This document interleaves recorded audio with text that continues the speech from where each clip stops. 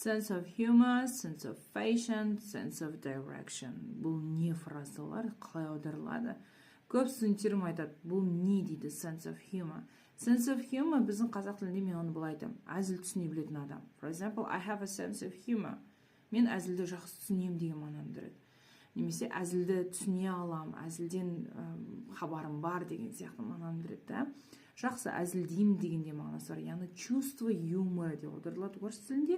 Қазақ тілінде мен нені әзілді жақсы түсінетін адам деп айтамын. А сіз қалай аударар едіңіз? Келесі фраза бұл sense of fashion. Sense of fashion бұл стильді талғамы бар адам. Стильді сезіне алатын талғамы бар адамдарды айтады. Sense of fashion дейді. Чувство моды, чувство стиля, да, айтқанда. Қазақ тілінде талғамы бар, яғни сәннен, киім киюден, стильден талғамы бар адамды айтады.